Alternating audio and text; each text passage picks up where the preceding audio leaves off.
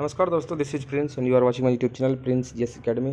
साथियों, बिहार दौरा का फिजिकल कल से स्टार्ट हो गया है और जैसा कि मैंने आपको रिसेंटली वीडियोज़ में जो भी अपडेट थे, मेरा एक्सपीरियंस था, मैंने आपके साथ शेयर कर दिया था। लेकिन कई लोग कमेंट कर रहे थे कि जो कल पहला दिन था तो कितने लोग सफल हुए हैं, अलग अलग जो क्राइटेरिया था फिजिकल का। तो मैं आपको पूरी जानकारी दूंगा कि कितने छात्र सफल हुए हैं और कितने छात्र असफल हो गए हैं। साथ ही टाइगर जंप को जिस तरीके से अंतिम क्षणों में बैन कर दिया गया, तो इसके पीछे क्या दलील दी गई थी, जो आयोग है उसके अधिकारियों के द्वारा उन्होंने क्या दलील दी, इसको रिजेक्ट करने के पीछे मैं आपको ये भी बतलाऊंगा। साथ ही डॉक्यूमेंट संबंधी जो भी जानकारी है वो मैं आपको पूरे जो डॉक्यूमेंट चाहिए वहाँ पर उसके बारे में बतलाऊंगा। तो वीडियो के अंदर आप लोग बने रहना और वीडियो को पूरा देखना। अगर अभी अपकमिंग डेज़ में बिहार दौरा फिजिकल में शामिल होने जा रहे हैं तो आपको ये जानकारी अवेलेबल होनी चाहिए। साथ ही अगर आप बिहार दौरा की तैयारी प्रीलिम्स की तैयारी कर रहे हैं तो आप हमारे साथ जुड़ सकते हैं। एक प्रॉपर गाइडलाइन के साथ हम लोग तैयारी करेंगे, तो चैनल को सब्सक्राइब करें, वीडियो को लाइक करें। चलिए साथियों, बात करते हैं कि कल क्या कुछ कहानी घटी बिहार दौरा फिजिकल में। दोस्तों, आप लोगों को पता होगा कि कुल 15,231 छात्र जो हैं वो फिजिकल के लिए क्वालिफाई किए थे, यानी मेंस परीक्षा को पास करके 15,231 लोग फिजिकल के लिए आगे बढ़े थे। तो फिजिकल जैसा कि कल पहला दिन था, तो इसमें लगभग आपको कल 500 छात्रों को बुलाया गया था। 500 छात्रों का कल फिजिकल था, लेकिन बहुत सारे लोगों ने कुछ अलग अलग कारणों से फिजिकल डेट को एक्सटेंड करने का वहाँ पर आपको ज्ञापन दिया था आयोग को, और कई लोग और भी जो कारण हुआ उनकी वजह से वहाँ पर नहीं अवेलेबल हो पाए।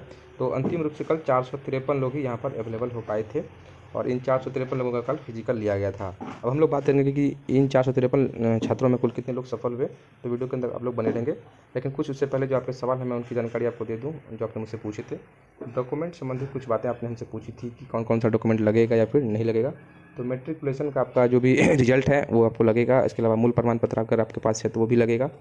ट्वेल्थ का भी आपको सेम रिजल्ट वगैरह जो भी है वो आपको रख लेना है। मूल प्रमाण पत्र रख लेना है, अगर वो नहीं है तो प्रोविजनल आपको रख लेना है। ग्रेजुएशन 3rd ईयर का आपको चलेगा और उसका रिजल्ट और फिर मूल प्रमाण पत्र या फिर प्रोविजनल है तो वो अभी आपको वहाँ पे लगेगा। अगर आपके पास ये तीनों अवेलेबल नहीं है या फिर कुछ डॉक्यूमेंट कम है तो आपको बाद में मौका मिलेगा, आप इसको बाद में अवेलेबल वहाँ करवा सकते हैं। तो कोशिश करना है कि आपको ये चीज़ उसी समय अवेलेबल हो जाए ताकि बाद में आपको फिर भाग दौड़ ना करना पड़े। तो ये कुछ डॉक्यूमेंट हो गए जो एजुकेशनल क्वालिफिकेशन संबंधित थे। अब कुछ और डॉक्यूमेंट की बात हम लोग कर लें अगर, तो आपको कास्ट सर्टिफिकेट लगेगा वहाँ पर, मस्ट है, और ये कास्ट आपको चाहिए ही चाहिए। आप जिस भी आरक्षित वर्ग से हैं वहाँ पर आपको कास्ट सर्टिफिकेट चाहिए। निवास सर्टिफिकेट इंपॉर्टेंट है और ये भी वहाँ पर आपको अवेलेबल कराना होगा क्योंकि वहाँ पर निवास भी मांगा जाता है। जो भी लोग ओबीसी से संबंधित हैं, ओबीसी सर्टिफिकेट आपका क्रीमी नॉन क्रीमी स्टेट का अगर आपके पास है तो वो लगेगा, वो ज़्यादा बेटर होगा। सेंट्रल का भी चलेगा, कोई इशू नहीं है। ईडब्ल्यूएस सर्टिफिकेट भी वहाँ पे कॉल किया जाता है, तो जिन लोगों का भी ईडब्ल्यूएस बना हुआ है, जिन लोगों ने कैटेगरी में डाला था ईडब्ल्यूएस, वो वहाँ पर अवेलेबल करवा देंगे। कई लोग मुझसे पूछ रहे थे कि हाइट और चेस्ट कैसे मापा जाता है। तो देखिए, जो हाइट का मेजरमेंट होता है वो आपको जेन्युइन इलेक्ट्रिक मेजरमेंट के द्वारा ही किया जाता है। इसमें कोई बेईमानी वाली बात नहीं है कि कम करके मापा जाता है। जो जेन्युइन होता है वो इलेक्ट्रिक मेजरमेंट वो आपको यहाँ पे कैलकुलेट करके आपका हाइट बतला देता है। कोई इशू नहीं है। इस तरह के कोई भी छात्र ने आरोप नहीं लगाया कि उनका हाइट ठीक था या तो उनको कम कर दिया गया, ऐसा कुछ नहीं था। चेस्ट वगैरह की जो प्रक्रिया है वो ठीक ठाक रही, लड़कों में कोई दिक्कत नहीं हुई। और लड़कियां तो अभी अवेलेबल नहीं है। लड़कियों का जो फिजिकल है वो 3 अप्रैल से स्टार्ट होगा। आप लोगों को पता है कि जो गर्ल्स हैं उनका फिजिकल 3 अप्रैल से होने वाला है। तो जो भी लड़कियां हैं वो अब हाई जंप पर फोकस कर लेना है, नहीं तो फिर आगे जाकर आपको भी पछताना पड़ेगा मेरी तरह। अब बात करते हैं, कुछ और सवाल आपने पूछे थे हमसे कि बेली जंप अलाउ है या फिर नहीं है।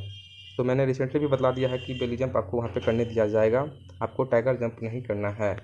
और जो मैंने पहले ये वीडियो में बताया कि आखिर टाइगर जंप को बैन करने के पीछे क्या दलील दी थी अधिकारी ने, तो उनका दलील था कि जो ओलंपिक गेम्स होते हैं, फिर राष्ट्रमंडल गेम्स होते हैं, फिर कॉमनवेल्थ गेम्स, जो भी गेम्स होते हैं बड़े लेवल पे, तो वहाँ पर जो हाई जंप किया जाता है वो जो अंतिम एफर्ट हम लोग लगाते हैं वो एक पाँव पे लगाते हैं।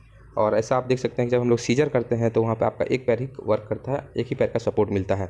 लेकिन जब हम लोग टाइगर जंप की प्रक्रिया अपनाते हैं तो यहाँ पर आप दोनों टांग यानी दोनों पैर से एफर्ट लगाते हैं और दोनों पैर का सपोर्ट मिलता है। तो उन्होंने यही दलील दी थी कि यहाँ पे आपको सीजर ही करना पड़ेगा या फिर एक पैर से आपको जैसे कूदना है कूद जाओ, लेकिन दोनों पैर का आपको सपोर्ट नहीं लेना है। तो ये बेतुका दलील उन्होंने दिया था और अधिकारी जो थे उन पे क्या कहना, उनका तो प्रेशर उन पे ऊपर से होगा। तो अधिकारी की कोई गलती नहीं है वहाँ पर जो अवेलेबल था। अब ये जो नियम बनाया गया नया, वो किसने बनाया ये तो देखने वाली बात होगी। लेकिन इनको दिखाई नहीं दिया कि रिसेंटली जो 11,880 पदों के लिए सिपाही भर्ती हुई थी वहाँ टाइगर जंप अलाउ था, और इससे पहले 1717 जो दरोगा की बहाली थी वहाँ भी टाइगर जंप अलाउ था। लेकिन अचानक से कल जो है इसको बैन कर दिया गया टाइगर जंप को। तो यहीं पर एक नेगेटिविटी का माहौल क्रिएट हो गया और बहुत लोग हाई जंप में यहीं पर रिजेक्ट कर गए, क्योंकि और जो जंप है उसकी तुलना में टाइगर जंप थोड़ा आसान है, तो ज़्यादातर लोग टाइगर जंप की ही प्रैक्टिस करते हैं। लेकिन उनकी जो दलील थी कि आप दोनों टांग मतलब पैर का एफर्ट नहीं ले सकते हैं, इस वजह से इसको बैन कर दिया जा रहा है। अब आप सीजर करो या फिर कुछ और करो, लेकिन दोनों पैर का आपको एफर्ट नहीं लेना है। तो ये चीज़ आपको ध्यान रखना है कि अगर आप बेली भी करेंगे तो सपोर्ट आपको एक ही पैर का लेना है। कई लोग बेली का दिखा के हो सकता है टाइगर अटेम्प्ट करें, तो ऐसा आपको करने नहीं दिया जाएगा। लॉन्ग जंप रनवे कितना बड़ा है, एक सवाल ये भी पूछा गया है मुझसे। तो लॉन्ग जंप रनवे की बात करें तो जो भी आपका जितना डिस्टेंस दिया गया है वो काफ़ी पर्याप्त मात्रा में है। आपने जहाँ भी जिस भी ग्राउंड में प्रैक्टिस किया होगा तो उसके अकॉर्डिंग अच्छा डिस्टेंस दिया गया है। आप रनिंग आपको इतना दिया गया है कि आप अपनी स्पीड को बना सकते हैं, कोई दिक्कत नहीं होगा। छोटा डिस्टेंस नहीं है, अच्छा खासा डिस्टेंस है। अब वो आपके ऊपर डिपेंड करता है कि आप कितना रनिंग लेते हैं या फिर आपका जो एफर्ट लगाने का तरीका है वो किस तरीके का है। कम डिस्टेंस में क्या आप ज़्यादा रनिंग स्पीड लगा सकते हैं खुद का, या फिर ज़्यादा डिस्टेंस आप कवर करते हैं। तो इसमें कोई इशू नहीं है, ये सब आसान है। और पहले आपका रनिंग होगा, फिर जाके आपका गोला फेंकना होगा, फिर आपका हाई जंप होगा, तब जाके आपका लॉन्ग जंप होगा। तो आपको पहले हाई जंप, जो अभी के डेट में एक तरीके से मेन इशू बन गया हाई जंप, तो ये आपको पहले डिक्लेयर करना होगा। जिन भी लोगों का हाई जंप है वो यार पूरा मेहनत करो, क्योंकि ये आखिरी मौका है आपके पास। और सिर्फ फिजिकल क्वालिफाई करने के बाद ही आपको यहाँ पे दरोगा बनना तय हो जाएगा, डबल HR आपको लग जाएगा।